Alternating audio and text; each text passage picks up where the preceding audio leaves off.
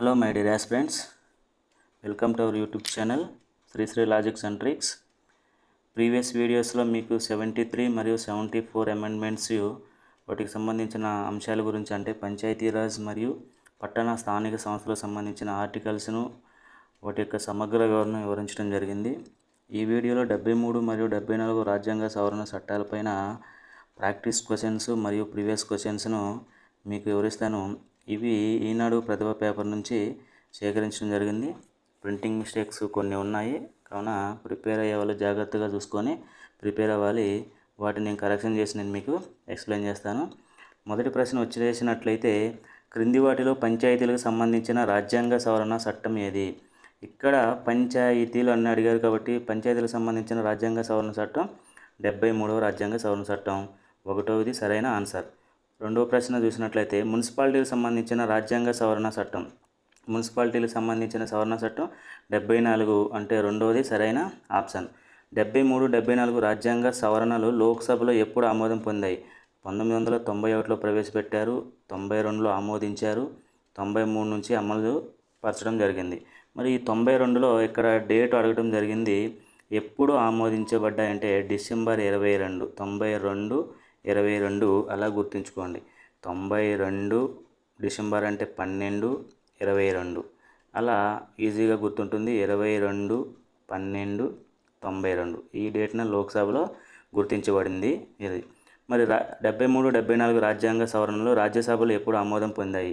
రాజ్యసభలో లోక్సభలో ఆమోదం పొందిన మరుసటి రోజు అంటే డిసెంబర్ 23. ఇది గుర్తుంటుంది కదా, 2, 22, 12, 2, 92, 2 అన్నీ 2, 2, 2 తర్వాత రోజు కాబట్టి 23 గుర్తుంచుకోండి. 1992. 1993 ఏప్రిల్ 20న 73 మరియు 74 రాజ్యాంగ సవరణలపై సంతకం చేసిన రాష్ట్రపతి ఎవరు? ఇక్కడ సవరణ చేసిన రాష్ట్రపతి వచ్చేసి మీకు నేను ప్రీవియస్ వీడియోలో వివరించడం జరిగింది, శంకర్ దయాళ్ శర్మ గారు. ఎప్పుడు? ఏప్రిల్ 20. మనకి 73వ రాజ్యాంగ సవరణ చట్టం ఎప్పటి నుంచి అమల్లోకి వచ్చింది? ఏప్రిల్ 24 నుంచి. అంటే దీనికి కొద్ది రోజులు ముందుగా అంటే 20వ తారీఖు ఏప్రిల్ 20న రాష్ట్రపతి గారు అంటే శంకర్ దయాళ్ శర్మ గారు అంటే సంతకం చేయగా ఏప్రిల్ 24 నుంచి అమలుపరచడం జరిగింది. 73వ రాజ్యాంగ సవరణ చట్టం ఎప్పటి నుంచి అమల్లోకి వచ్చింది? 73వ రాజ్యాంగ సవరణ చట్టం ఎప్పటి నుంచి? 1993 ఏప్రిల్ 24 1వది సరైన ఆన్సర్. 74వ రాజ్యాంగ సవరణ చట్టం ఎప్పటి నుంచి అమల్లోకి వచ్చింది? 74వ రాజ్యాంగ సవరణ చట్టం అంటే పట్టణాలకు సంబంధించిన సవరణ చట్టం ఎప్పటి నుంచి అమల్లోకి వచ్చింది? 1993 జూన్ 1 నుంచి అమల్లోకి వచ్చింది. అంటే 4వది సరైన ఆన్సర్. జాతీయ పంచాయతీరాజ్ దినోత్సవాన్ని ఎప్పుడు నిర్వహిస్తారు? జాతీయ పంచాయతీరాజ్ దినోత్సవాన్ని ఎప్పుడు నిర్వహిస్తారు? 73వ రాజ్యాంగ సవరణ చట్టం పంచాయతీరాజ్ వ్యవస్థకు సంబంధించిన సవరణ చట్టం అమల్లోకి వచ్చిన తేదీ అయిన ఏప్రిల్ 24న పంచాయతీరాజ్ దినోత్సవాన్ని ప్రతి సంవత్సరం జరుపుకుంటారు. 73వ రాజ్యాంగ సవరణ చట్టం ద్వారా రాజ్యాంగంలో కింది ఏ భాగాన్ని చేర్చారు? ఇక్కడ చూడండి, ఈ ప్రశ్న రాంగ్ అండి. జాగ్రత్తగా చూసినట్లయితే 73వ రాజ్యాంగ సవరణ చట్టం ద్వారా రాజ్యాంగంలో కింది ఏ భాగాన్ని చేర్చారు? 9వ భాగం అంటే 10వ భాగం, ఇక్కడ 11వ భాగం, 12వ భాగం. ఏ భాగాన్ని చేర్చలేదండి. 73వ రాజ్యాంగ సవరణ చట్టం ద్వారా ఏ భాగాన్ని చేర్చలేదు. ఆల్రెడీ 9వ భాగంలో పంచాయతీలకు సంబంధించి పంచాయతీరాజ్ వ్యవస్థకు సంబంధించే 9వ భాగంలో ఎక్స్ప్లెయిన్ చేయడం జరిగింది. 243వ ఆర్టికల్ ప్రకారం గ్రామ పంచాయతీలు అంటే ఏంది, పట్టణాలు అంటే ఏంది, వాటి యొక్క నిర్వచనాలు ఇవ్వటం జరిగింది 243 ఆర్టికల్లోనే, అంటే 9వ భాగంలోనే. ఈ 9వ భాగంలో అదనంగా 243A నుంచి 243O వరకే మరియు కొన్ని ఆర్టికల్స్ని 15 ఆర్టికల్స్ని చేర్చడం జరిగింది. అంతేగాని ఇక్కడ భాగాన్ని చేర్చలేదు. ఇది గుర్తుంచుకోవాల్సిన విషయం. ఈ ప్రశ్న తప్పుగా అడగడం జరిగింది. 9వ ప్రశ్న తప్పుగా, ఏ భాగాన్ని చేర్చలేదు 73వ రాజ్యాంగ సవరణ చట్టంలో. ఆల్రెడీ ఉన్న 9వ భాగంలో ఆ అంశాలను అంటే పంచాయతీరాజ్కి సంబంధించిన అంశాలని చేర్చారు తప్ప ప్రత్యేకంగా భాగాన్ని యాడ్ చేయలేదు. ఇది గుర్తుంచుకోండి. అందుకనే ప్రశ్న చాలా క్లారిటీగా చదవాలి. ఇది ప్రింటింగ్ మిస్టేక్ అయి ఉండొచ్చు, లేదా ఓవర్లుక్లో మిస్టేక్ అయి ఉండొచ్చు. కావున ఈ ప్రశ్న మీరు ఎలిమినేట్ చేయండి. రాజ్యాంగంలో 9A భాగాన్ని ఏ సవరణ చట్టం ద్వారా చేర్చారు? ఇక్కడ 9A భాగం కాబట్టి 74వ రాజ్యాంగ సవరణ చట్టం పట్టణ స్థానిక సంస్థలకు సంబంధించింది.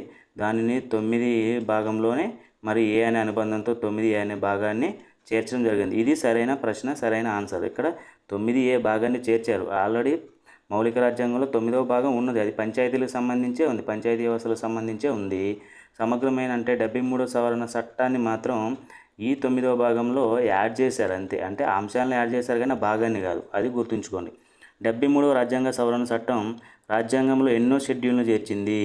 11వ షెడ్యూల్ను చేర్చింది. ఇక్కడ 11 విలేజెస్ అని గుర్తుంచుకోండి, 11 విలేజ్ వ్యవస్థ అలా గుర్తుంచుకోండి. 11 విలేజ్ వ్యవస్థ అంటే 11వ షెడ్యూల్ను చేర్చడం జరిగింది. పంచాయతీరాజ్ వ్యవస్థకు సంబంధించిన అధికార విధులు 29 అధికార విధులను ఈ 11వ షెడ్యూల్లో పొందుపరచడం జరిగింది. అవి 243G ప్రకారం ఏర్పాటు చేసిన 29 అధికార విధులను 11వ షెడ్యూల్లో చేర్చడం జరిగింది. కావున 11వ షెడ్యూల్ అన్నప్పుడు ఇది 3వది సరైన ఆన్సర్. 74వ రాజ్యాంగ సవరణ చట్టం రాజ్యాంగంలో ఎన్నో షెడ్యూల్ని చేర్చింది? ఇక్కడ 74వ రాజ్యాంగ సవరణ చట్టం 12వ షెడ్యూల్ని, ఇక్కడ టౌన్స్ అంటే ఇక్కడ టీ ఉంది, 12లో కూడా టీ ఉంది, ఇక్కడ టీటీ అలా గుర్తుంచుకోండి, టౌను టీటీ అలా 12వ షెడ్యూల్. ఎన్ని అధికార విధులు? మొత్తం 18 అధికార విధులు ఉన్నాయి. ఆ 18 అధికార విధులనే ఈ 12వ షెడ్యూల్లో చేర్చడం జరిగింది. 11వ షెడ్యూల్లో ఎన్ని విధులను చేర్చారు? ఇక్కడ 11వ షెడ్యూల్ అంటే ఏంది? పంచాయతీరాజ్ వ్యవస్థకు సంబంధించి ఎన్ని విధులు ఉన్నాయి? 29 విధులు, అంటే ఆప్షన్ 4 సరైన ఆన్సర్. నెక్స్ట్ 12వ షెడ్యూల్లో చేర్చిన విధుల సంఖ్య ఎంత? 12వ షెడ్యూల్ ఎన్ని విధులు చేర్చారు? 18 విధులను చేర్చడం జరిగింది. ఇవి పట్టణాలకు సంబంధించిన విధులు, పట్టణాలకు సంబంధించి 18 అలా గుర్తుంచుకోండి. పంచాయతీలకు సంబంధించి, గ్రామ పంచాయతీలకు సంబంధించి 29. 11వ షెడ్యూల్లో పంచాయతీ విధులకు సంబంధించి చేర్చిన రాజ్యాంగ ప్రకరణ ఇక్కడ చూడండి. అందుకని నేను ఈ ఆర్టికల్స్ని ఎలా గుర్తుంచుకోవాలో ప్రతి ఆర్టికల్ని కూడా మన శ్రీశ్రీ లాజిక్స్ రూపొందించిన ట్రిక్స్ ప్రకారం మీకు వివరించడం జరిగింది. పంచాయతీ విధులు అంటే నేను రూపొందించిన కోడ్ జనరల్ డ్యూటీ అనుకున్నాం కదా, లేదా గైడ్ లైన్స్ మార్గదర్శకత్వ విధులు అనుకున్నాం. అందులో జీ ఉంది. ఇక్కడ విధులకు సంబంధించి అంటే 243G ఉండాలి. 243G ఎక్కడ ఉంది అంటే ఇది 3వ ఆన్సర్ సరైన ఆన్సర్. 12వ షెడ్యూల్లో మున్సిపాలిటీల విధులకు సంబంధించి చేర్చిన రాజ్యాంగ ప్రకరణ ఇది. ఇక్కడ 12వ షెడ్యూల్ అంటే మరి ఇక్కడ జీ వచ్చేసి ఇది పంచాయతీరాజ్కి సంబంధించింది, హెచ్ వచ్చేసి పంచాయతీరాజ్ సంబంధించింది, ఐ వచ్చేసి పంచాయతీరాజ్ సంబంధించింది. ఇలా ఎలిమినేషన్ మెథడ్లో తీసుకుంటే మిగిలింది ఏంటి? డబ్ల్యూ, అంటే డబ్ల్యూ ఇలా అవుతుంది. కానీ ఒక్కోసారి కన్ఫ్యూజ్ అయ్యే అవకాశం కాబట్టి మనం రూపొందించిన కోడ్ ప్రకారం చూసినట్లయితే 243A నుంచి ఓ వరకు కూడా పంచాయతీలకు సంబంధించి, మరియు పి నుంచి జెడ్జీ వరకు మున్సిపాలిటీలకు సంబంధించి కాబట్టి డబ్ల్యూ అనేది మున్సిపాలిటీలు కాబట్టి ఇలా అయినా గుర్తించవచ్చు. లేదా మనం రూపొందించిన కోడ్ తీసుకున్నట్లయితే ఈజీగా గుర్తించవచ్చు. ఇక్కడ ABCDEFGH ఇలా రాసుకున్నాం.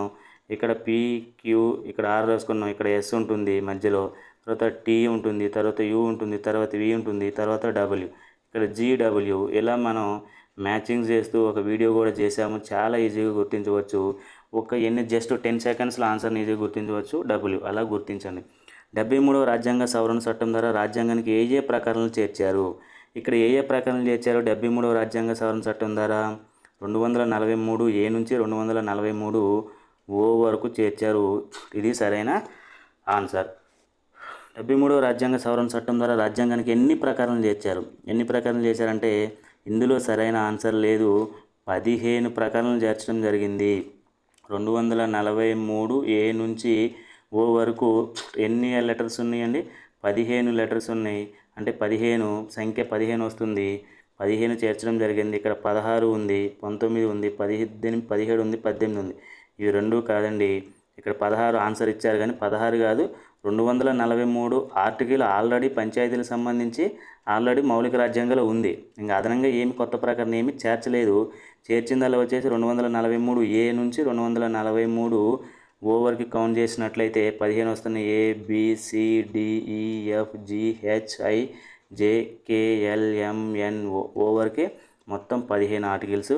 సో సరైన ఆన్సర్ వచ్చేసి 15 సరైన ఆన్సర్ అవుతుంది. మొత్తం ఆర్టికల్స్ ఎన్ని చేర్చారు? 15. 74వ రాజ్యాంగ సవరణ చట్టం ద్వారా రాజ్యాంగానికి కొత్తగా ఏ ప్రకరణలు చేర్చారు? ఇక్కడ 74వ రాజ్యాంగ సవరణ అంటే మున్సిపాలిటీలకు సంబంధించి ఏ నుంచి O వరకు పంచాయతీలకు సంబంధించి, నెక్స్ట్ O తర్వాత P కదా, P నుంచి Z, తర్వాత ZG వరకు, ZA నుంచి మళ్ళీ ZG వరకు అంటే మున్సిపాలిటీకి సంబంధించి కాబట్టి ZG ఎక్కడ ఉంది? ఇక్కడ ఉంది కాబట్టి అంటే ఇక్కడ 243 P నుంచి 243 ZG వరకు 3వది సరైన ఆన్సర్. నెక్స్ట్ 74వ రాజ్యాంగ సవరణ చట్టం ద్వారా రాజ్యాంగానికి కొత్తగా ఎన్ని ప్రకారాలు చేర్చారు? ఇక్కడ కూడా ఆన్సర్ తప్పు ఉందండి. 18 ప్రకారాలు చేర్చారు, కానీ ఇక్కడ 20, 16, 17, 19 ఉంది. ఆన్సర్ వచ్చేసి 19 ఉంది ఈ బుక్ అంటే ఈనాడు పేపర్లో, కానీ 19 కాదు 18. మనకి పి నుంచి జెడ్ వరకు ఆర్టికల్స్ ఉన్నాయి. పి నుంచి జెడ్ వరకు PQRSTUVWXYZ మొత్తం ఎన్ని వస్తున్నాయి? 11 ఆర్టికల్స్ వస్తున్నాయి. తర్వాత జీ వరకు 7, మొత్తం 18 ఆర్టికల్స్ మాత్రమే చేర్చడం జరిగింది. ఆన్సర్ తప్పు ఉంది. ప్రిపేర్ అయ్యే అభ్యర్థులు జాగ్రత్తగా గమనించాలి. ప్రాక్టీస్ బిట్స్ ఏవైనా కానీ ఏదైనా బుక్లో ప్రిపేర్ అవుతున్నప్పుడు ప్రింటింగ్ మిస్టేక్స్ కావచ్చు, ఓవర్లుక్లో కావచ్చు, ప్రూఫ్ రీడింగ్లో సరిగ్గా చేయకపోవడం వల్ల మిస్టేక్స్ ఉండే అవకాశం ఉంది. కాబట్టి 1-2 సార్లు జాగ్రత్తగా చూసుకొని చదవవలసి ఉంటుంది. ఏ ప్రధాని కాలంలో 73, 74 రాజ్యాంగ సవరణ చట్టాలు పార్లమెంట్లో ఆమోదం పొందాయి? ఎవరి కాలంలో?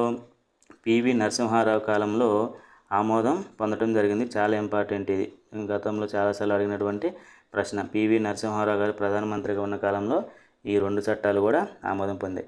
క్రింది వారిలో 64, 65 రాజ్యాంగ సవరణ బిల్లులను పంచాయతీరాజ్ వ్యవస్థకు సంబంధించి 1989లో పార్లమెంట్లో ప్రవేశపెట్టిన ప్రధాని ఎవరు? 1989 అంటే ఆ కాలంలో అప్పటి ప్రధాని ఎవరు? రాజీవ్ గాంధీ గారు. కావున రాజీవ్ గాంధీ గారు ప్రవేశపెట్టారు. ఇది 64ది గ్రామ పంచాయతీలకు సంబంధించి, 65 మున్సిపాలిటీలకు సంబంధించి. ఆ బిల్లుల్ని మరలా తిరిగి ప్రవేశపెట్టారు. 64 తర్వాత ఏ బిల్లుగా మారింది? 73. ఇక్కడ 65 తర్వాత ఏ బిల్లుగా మారింది? 74.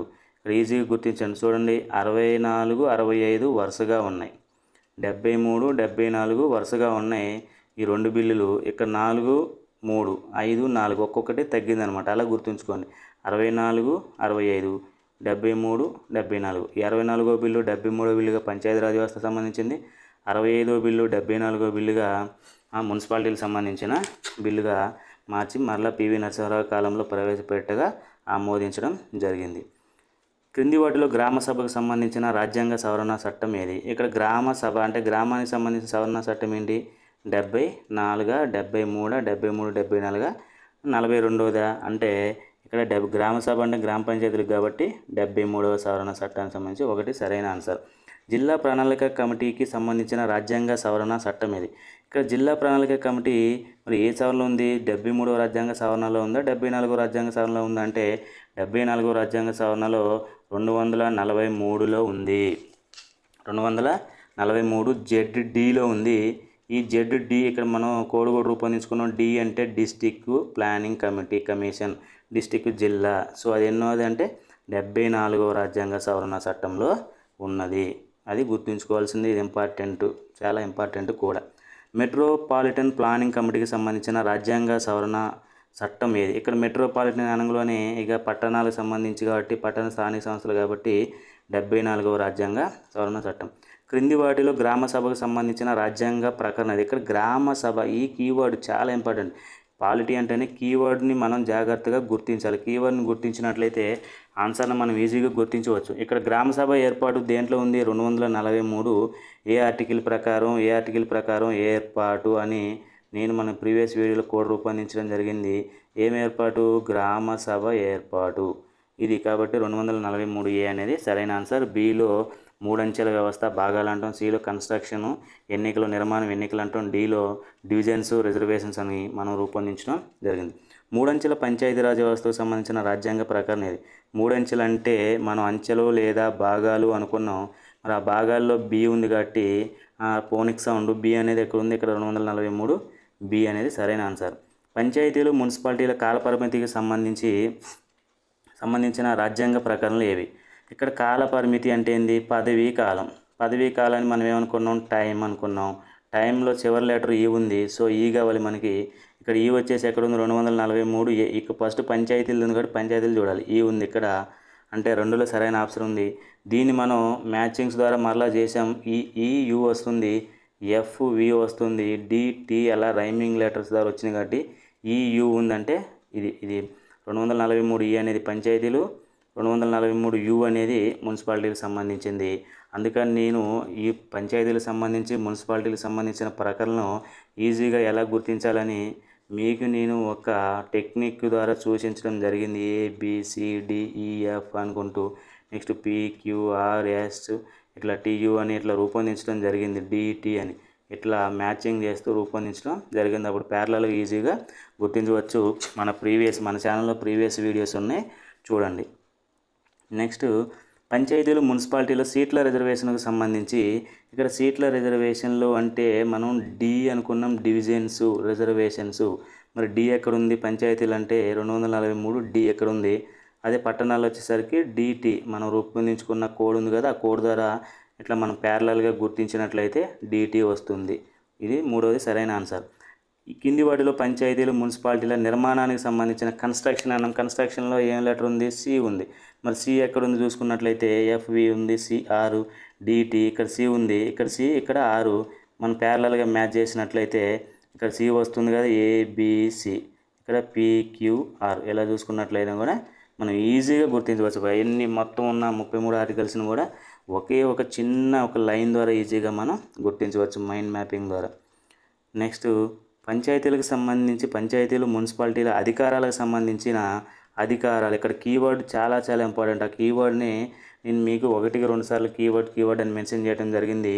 మన ప్రీవియస్ వీడియోస్లో నేను ఎక్స్ప్లెయిన్ చేసేటప్పుడు వాటిని రౌండప్ చేయడం లేదా హైలైట్ చేయడం కూడా జరిగింది.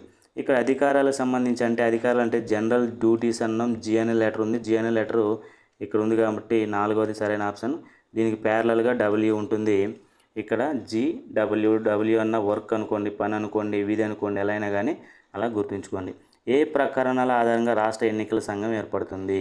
రాష్ట్ర ఎన్నికల సంఘం 243K ప్రకారం ఏర్పడుతుంది. అదేవిధంగా పట్టణాలకు సంబంధించి 243 ZE అంటే 243K ప్రకారం ఏర్పడిన ఎన్నికల సంఘమే 243 ZA ప్రకారం మున్సిపాలిటీలకు కూడా ఎన్నికలు నిర్వహిస్తుంది. కాబట్టి 1వది సరైన ఆన్సర్. ఏ ప్రకరణల ఆధారంగా రాష్ట్ర ఆర్థిక సంఘం ఏర్పడుతుంది? ఇక్కడ ఆర్థిక సంఘం ఏ ప్రకరణలో I ఆర్థిక సంఘం ఇన్కమ్ను పంచేది I అనుకున్నాం. మరి ఇక్కడ I ఉంది, మళ్ళీ రైమింగ్ వాడు Y ఎక్కడ ఉంది? ఇక్కడే ఉంది. కాబట్టి 2వది సరైన ఆన్సర్. ఇక్కడ 243 I ప్రకారం ఏర్పడిన ఆర్థిక సంఘమే 243 Y ప్రకారం మున్సిపాలిటీలకు కూడా పనిచేస్తుంది. నెక్స్ట్ పంచాయతీలు మరియు మున్సిపాలిటీల ఆదాయ వనరులకు సంబంధించిన ఇక్కడ ఆదాయ వనరులకు సంబంధించిన రాజ్యాంగ ప్రకరణలు ఏమన్నారు? ఇక్కడ ఆదాయం అంటే H అనుకున్నాం. H ఆదాయ వనరులు. H ఎక్కడ ఉంది? 243 H ఎక్కడ ఉంది? అదేవిధంగా సేమ్ ఫోనిక్ సౌండ్ HX. ఇలా గుర్తుంచుకోమన్నాం. 243 H 243 X ప్రకారం మున్సిపాలిటీలకు సంబంధించి 4వది సరైన ఆన్సర్. పంచాయతీలు మున్సిపాలిటీల ఖాతాల ఆడిటు అంటే జమా ఖర్చులు అని మనం రూపొందించుకోవడం జరిగింది. జమా ఖర్చులు అంటే J అనే ఫోనిక్ సౌండ్ ఉంది. మరి J అనే లెటర్ ఎక్కడుంది? ఇక్కడ ఉంది. J ఎక్కడ ఉంది? ఎక్కడ ఉంది. మరి ఇక్కడ వచ్చేసి మరి మున్సిపాలిటీలకు కూడా ఉంది కాబట్టి మున్సిపాలిటీలకు కూడా జమా ఖర్చులు అంటే Z ఉండాలి.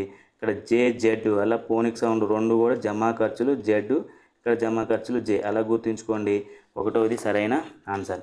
వార్డు కమిటీలకు సంబంధించిన రాజ్యాంగ సవరణ చట్టం ఏది? మరి వార్డు కమిటీలు అనేది కేవలం 74వ రాజ్యాంగ సవరణ చట్టంలోనే మున్సిపాలిటీలకు సంబంధించి ఉన్నది కాబట్టి అది 74వ రాజ్యాంగ సవరణ చట్టం. కింది వాటిలో 73వ రాజ్యాంగ సవరణ చట్టం ముఖ్య అంశం ఏది? ఇక్కడ ముఖ్య అంశం ఏంది?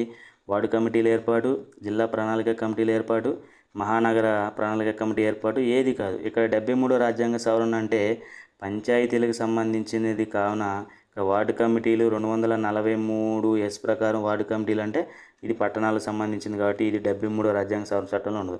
జిల్లా ప్రణాళిక కమిటీ 243 ZD ప్రకారం పట్టణాలకు సంబంధించి కాబట్టి 74వ సవరణ కాబట్టి ఇది కూడా 73వ సవరణ చట్టంలో ముఖ్యాంశం కాదు.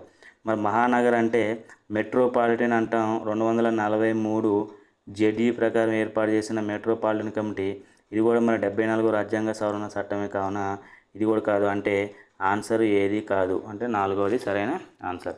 అంటే ఏది కాదు అనేది ఇక్కడ ఆప్షన్. పంచాయతీని నిర్వచించిన రాజ్యాంగ ప్రకరణ ఇక్కడ పంచాయతీ. మరి పంచాయతీ నిర్వచించింది 243 243A 243B 243C అంటే ఇక్కడ 243 సరైన ఆన్సర్ వస్తుంది. 243B కూడా సరైన ఆన్సరే వస్తుంది. ఇక్కడ ఏంటంటే నిర్వచనం అని అడిగారు కావున సరైన ఆన్సర్ వచ్చేసి మనం యాక్యురసీగా తీసుకుంటాం కాబట్టి 243లోనే పంచాయతీలకు సంబంధించిన నిర్వచనాలన్నీ కూడా గ్రామ సభ కావచ్చు, పంచాయతీ కావచ్చు, పంచాయతీ ప్రాంతం కావచ్చు, గవర్నర్ గుర్తించి నోటిఫై చేసిన ప్రాంతం కావచ్చు, జిల్లా కావచ్చు, ఇవన్నీ కూడా 243లో చేర్చబడింది. 243Bలో ఏంటంటే అసలు పంచాయతీ అనేది ఏ స్థాయిలో ఉండాలి అంటే మొదటి అంచెలోనా, రెండవ అంచెలోనా, మూడవ అంచెలోనా, మరి దాని యొక్క నిర్మాణం ఎలా ఉండాలనేది Bలో చెప్పడం జరిగింది. దాని యొక్క నిర్వచనాన్ని ఏలో అంటే 243లో చేర్చారు. సో ప్రకరణ అంటే 243 సరైన ఆన్సర్. నెక్స్ట్ వార్డు కమిటీలకు ఏర్పాటుకి మీరు ఇక్కడ ఈ ప్రశ్న చూసినట్లయితే నిర్వచనాలు వచ్చిందంటే అది 243 గుర్తుపెట్టుకోండి. పట్టణాలకు సంబంధించిన నిర్వచనాలు వచ్చాయంటే 243P మొదటి ఆర్టికల్ గుర్తుపెట్టుకోండి. మొదటి ఆర్టికల్స్ ఇక్కడ కూడా 243 మొదటి ఆర్టికలే, ఇక్కడ కూడా 243P అనేది మొదటి ఆర్టికల్ పట్టణాలకు సంబంధించి. ఆ రెండు ఫస్ట్ ఆర్టికల్స్లోనే నిర్వచనాలు ఉన్నాయి. ఇక్కడ ఏది వచ్చినా నిర్వచనం అడిగినప్పుడు అది గుర్తుంచుకోండి. వార్డు కమిటీల ఏర్పాటుకు సంబంధించిన రాజ్యాంగ ప్రకరణ ఇది. మరి వార్డు కమిటీలు అంటే 74వ రాజ్యాంగ సవరణ చట్టం ప్రకారం కావున 243S ప్రకారం వార్డు కమిటీలను ఏర్పరచడం జరిగింది. పంచాయతీ మున్సిపాలిటీ సభ్యుల అనర్హతకు సంబంధించిన మరి మన పంచాయతీరాజ్ గురించి చెప్పుకున్నాడు. అనర్హత అన్నప్పుడు ఇక్కడ ఫెయిల్యూర్ అన్నాం అంటే పంచాయతీ సభ్యుడిగా పోటీ చేయడానికి ఫెయిల్యూర్ అయినంటే F అనే సౌండ్ లెటర్ ఉంది. మరి ఇక్కడ F అనే లెటరు 4వ ఆప్షన్లో F ఉంది. దానికి ప్యారలల్గా V అనేది సరైన ఆన్సర్. ఇక్కడ ఇది మున్సిపాలిటీకి సంబంధించి V అనేది 4వది సరైన ఆప్షన్. కింది ఏ ప్రకరణం దేశ రాజధాని ప్రాంతమైన ఢిల్లీకి వర్తించదు? ఇక్కడ ఢిల్లీ అనేది ప్రత్యేకంగా మెన్షన్ చేయడం జరిగింది.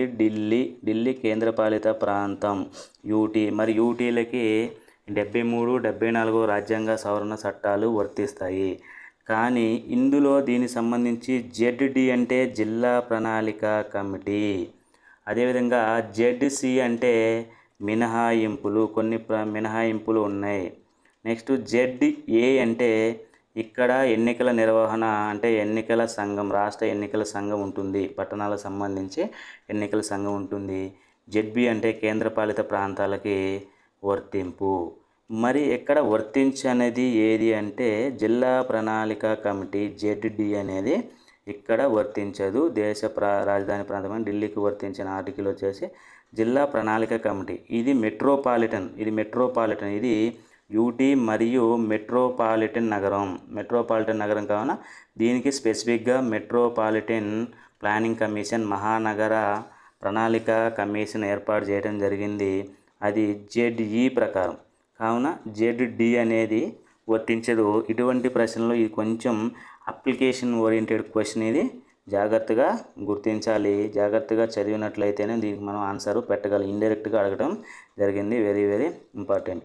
స్థానిక స్వపరిపాలనా సంస్థల స్థాపన 7వ షెడ్యూల్లోని ఏ జాబితా కిందకు వస్తుంది?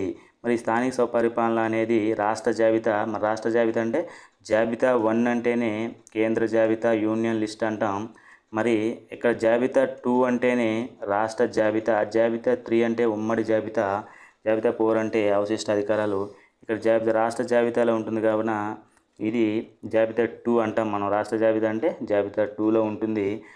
దాన్ని కూడా అందుకని ఈ చట్టం గురించి మనం ప్రీవియస్ వీడియోలో చాలాసార్లు ప్రతి టాపిక్లో కూడా రాష్ట్ర శాసనసభ చట్టాల మేరకు, రాష్ట్ర శాసనసభ చేసిన చట్టాల మేరకు అంశాలు వర్తిస్తాయని ప్రతిసారి నేను మెన్షన్ చేయడం జరిగింది.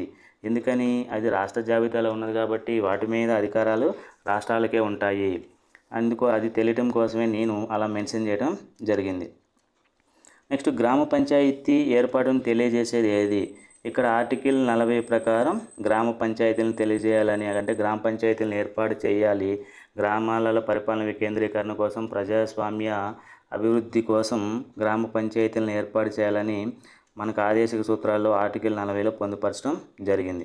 స్థానిక సంస్థలకు రాజ్యాంగ హోదా కల్పించడానికి ప్రయత్నం చేసిన ప్రధాని ఎవరు? ఇక్కడ స్థానిక సంస్థలకు రాజ్యాంగ హోదా కల్పించాలని రాజీవ్ గాంధీ ప్రవేశపెట్టడం జరిగింది. 64, 65వ రాజ్యాంగ సవరణలు.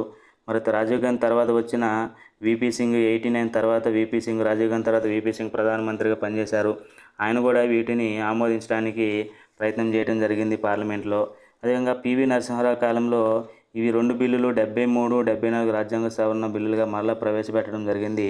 అవి ఆమోదించబడ్డాయి. కాబట్టి స్థానిక సంస్థలకు రాజ్యాంగ హోదా కల్పించడానికి ప్రయత్నం చేసిన ప్రధాని అన్నప్పుడు అందరూ వస్తారు. ఇక్కడ రాజీవ్ గాంధీ వస్తారు, విపి సింగ్ వస్తారు, పివి నరసింహరావు వస్తారు. కాబట్టి అందరూ అనేది సరైన ఆప్షన్. ఏ ప్రధాని కాలంలో ప్రభుత్వం పడిపోవడం వల్ల స్థానిక సంస్థలకు సంబంధించిన రాజ్యాంగ బిల్లులు రద్దయ్యాయి? ఏ ప్రధాని కాలంలో ప్రభుత్వం పడిపోయింది? విపి సింగ్ కాలంలో ప్రభుత్వం పడిపోయింది. కావున అప్పుడు రాజ్యాంగ సవరణ బిల్లులు రద్దయ్యాయి. విపి సింగ్ సరైన ఆన్సర్. లోక్సభ ఆమోదించినప్పటికీ రాజ్యసభ వ్యతిరేకించడం వల్ల స్థానిక సంస్థలకు రాజ్యాంగబద్ధ హోదా కల్పించడంలో విఫలమైన ప్రధాని ఎవరు? ఇక్కడ మరి 64, 65 రాజ్యాంగ సవరణ బిల్లును ప్రవేశపెట్టినప్పుడు అది రాజీవ్ గాంధీ కాలంలో ప్రవేశపెట్టడం జరిగింది. మరి ఇక్కడ లోక్సభ ఆమోదించింది, రాజ్యసభ తిరస్కరించడం వల్ల అది రాజ్యాంగబద్ధ హోదా కల్పించాలంటే అది రాజీవ్ గాంధీ కాలంలో. కేంద్రంలో పంచాయతీరాజ్ మంత్రిత్వ శాఖ ఏ సంవత్సరంలో ఏర్పడింది? పంచాయతీరాజ్ ఇక్కడ పంచాయతీరాజ్ మంత్రిత్వ శాఖ 2004వ సంవత్సరంలో ఏర్పడింది. కేంద్రంలో పట్టణాభివృద్ధి మంత్రిత్వ శాఖ ఎప్పుడు ఏర్పడిందంటే 1985లో ఏర్పడింది. ఇవి చూడండి, ఇవి ఓన్లీ మంత్రిత్వ శాఖలే. అప్పటికి రాజ్యాంగ హోదా కల్పించకపోయినప్పటికీ కూడా ఏర్పడి ఇది రాజ్యాంగ హోదా కల్పించిన తర్వాత 2004వ సంవత్సరంలో ఏర్పడితే ఈ పట్టణాభివృద్ధి శాఖ అనేది 1985లోనే ఏర్పాటు చేయడం జరిగింది. మరి పంచాయతీరాజ్ విధానం ద్వారా ఏ తరహా ప్రభుత్వం ఏర్పాటైంది? మరి పంచాయతీరాజ్ విధానం ద్వారా ఏ తరహా ప్రభుత్వం ఏర్పడింది? ఒకే అంచెలో స్థానిక స్వతంత్ర ప్రభుత్వాన్ని కలిగిన గ్రామస్థాయి వ్యవస్థలా? కాదు. ఎందుకని? ఒకే అంచెలో కాదు కదా. మరి 2 అంచెలు అనేది కూడా కాదు. 1 అంచె కాదు, 2 అంచె కాదు, 3 అంచెల స్థానిక స్వతంత్ర ప్రభుత్వాన్ని కలిగిన గ్రామ, మండల, జిల్లా స్థాయి వ్యవస్థలు ఏర్పడ్డాయి. 4 అంచెలు అంటే 3 అంచెలు అనేది కరెక్ట్ కాబట్టి 3వ స్టేట్మెంటు సరైనది. ఇక్కడ 4 అంచెలు కూడా లేవు. 73వ రాజ్యాంగ సవరణ ప్రకారం గ్రామీణ ప్రాంతాల్లో నిరుద్యోగ స్త్రీ పురుషులకు ఉపాధి కల్పించడం, వ్యవసాయ పనులు లేని రోజులలో పురుషులకు ఉపాధి కల్పించడం, దేశంలో బలమైన పంచాయతీరాజ్ సంస్థలను ఏర్పాటు చేయడం, జీవించే హక్కు, స్వేచ్ఛా స్వాతంత్రాలు, సమానత్వ హక్కులు కల్పించడం ద్వారా ఎలాంటి వివక్ష లేకుండా ఉండటం. ఇక్కడ ఏంది మరి ఈ 73వ రాజ్యాంగ సవరణ దీనికి సంబంధించింది? దేశంలో బలమైన పంచాయతీరాజ్ సంస్థలను ఏర్పాటు చేయడానికి సంబంధించింది. కాబట్టి 3వ స్టేట్మెంట్ సరైంది. 1 తప్పు, 2 తప్పు, 4 తప్పు, 3వది సరైంది. ఒక వ్యక్తి ఒకే సమయంలో గ్రామ పంచాయతీకి పోటీ చేయవచ్చు, మండల పరిషత్ ప్రాదేశిక సభ్యుడిగా పోటీ చేయవచ్చు, జిల్లా పరిషత్ ప్రాదేశిక సభ్యుడిగా పోటీ చేయవచ్చు, పై 3ంటికి పోటీ చేయవచ్చు. ఒకే సమయంలో పై 3ంటికి కూడా పోటీ చేయవచ్చు. పంచాయతీ కాలపరిమితి ముగియడానికి 6 నెలల ముందుగా, అంటే పంచాయతీ కాలపరిమితి సాధారణంగా 5 సంవత్సరాలని పేర్కొనడం జరిగింది. మరి 5 సంవత్సరాలకి ఇంకా ముగియడానికి 6 నెలలు ఉన్నప్పుడు ఎలాంటి ఉప ఎన్నిక నిర్వహించకూడదు? ఉప ఎన్నిక నిర్వహించవచ్చు. ఉప ఎన్నికకు సంబంధించి కలెక్టర్ నిర్ణయం తీసుకుంటారు. ఉప ఎన్నికకు సంబంధించి పంచాయతీరాజ్ కమిషనరు నిర్ణయం తీసుకుంటారు. ఇక్కడ ఇంకా సమయం 4.5 సంవత్సరాలు పూర్తయి ఇంకా 6 నెలల కాలం మాత్రమే ఉన్నప్పుడు ఎలాంటి ఉప ఎన్నిక నిర్వహించవలసిన అవసరం లేదు. అప్పుడు 4.5 అంటే 6 నెలల కంటే ఎక్కువ కాలం ఉన్నప్పుడు ఉప ఎన్నిక నిర్వహించాలి. ఇక్కడ 6 నెలల ముందుగా అన్నాడు కావున ఉప ఎన్నిక నిర్వహించాల్సిన అవసరం లేదు. 1 అనేది సరైన ఆన్సర్. భారతదేశంలో గ్రామ పరిపాలన విషయంలో సరికానిది ఏది? ఎక్కడ సరికానిది అన్నారు? భారత రాజ్యాంగం ప్రకారం స్థానిక సంస్థలు అనేవి మన సమైక్య రాజ్యాంగంలో స్వతంత్రమైనవి కావు. మరి భారత రాజ్యాంగం ప్రకారం స్వతంత్రమైనవి కావు, స్వతంత్రంగా వ్యవహరించేవి రాష్ట్రాల యొక్క శాసనసభ చట్టాలకు మేరకే నడుచుకుంటాయి. ఆ చట్టాలు మేరకే అధికార విధులను బదిలించాలి. ఇప్పటివరకు కూడా 11వ షెడ్యూల్లో చేర్చబడిన 29 అధికార విధులను చాలా రాష్ట్ర ప్రభుత్వాలు పంచాయతీలకు బదిలించలేదు. ఉమ్మడి ఏపీలు అంటే తెలంగాణ, ఆంధ్రప్రదేశ్లో దాదాపుగా ఒక 10 నుంచి 12 అధికార విధులను మాత్రమే పంచాయతీలకి బదిలీ చేయడం జరిగింది. అంటే ఇవి స్వతంత్రమైనవి కావని అర్థమవుతుంది. మరి స్థానిక సంస్థలలో 30% స్థానాలను స్త్రీలకు కేటాయించారు. ఎన్ని స్థానాలు కేటాయించారు అంటే 1వ సరైన స్టేట్మెంటే. 30% కాదు కదా, 33%. 1/3 వంతు అంటే ఎంత శాతం? 33%. 30 ఇది సరైన స్టేట్మెంట్ కాదు. స్థానిక సంస్థలకు నిధులను ఒక కమిషన్ అందిస్తుంది. అంటే ఆర్థిక సంఘం ఏర్పాటు చేసాం కదా, ఆర్థిక సంఘం అనేది అందిస్తుంది. ఇది సరైన ఆన్సరే. స్థానిక సంస్థల ఎన్నికలు నిర్వహించడానికి రాష్ట్ర ఎన్నికల సంఘం ఉంటుంది. ఎన్నికల సంఘం కూడా ఉంటుంది. కాబట్టి సరైన అంటే రాంగ్ స్టేట్మెంట్ అనేది 2వది. 30% కాదు, 33%. ఓకే ఫ్రెండ్స్, ఈ వీడియో నచ్చినట్లయితే లైక్ చేయండి, షేర్ చేయండి, సబ్స్క్రైబ్ చేయండి. మరిన్ని వీడియోస్ని మీకు అందిస్తాను. ఈ వీడియోలో ఏమైనా మిస్టేక్స్ కనుక ఏమైనా ఉన్నట్లయితే, ఇంకేమైనా మిస్ అయిన అంశాలు ఉన్నట్లయితే కామెంట్ సెక్షన్లో తెలియజేయండి. నెక్స్ట్ వీడియోలో మీకు నేను ఎక్స్ప్లెయిన్ చేస్తాను. Okay friends, thank you.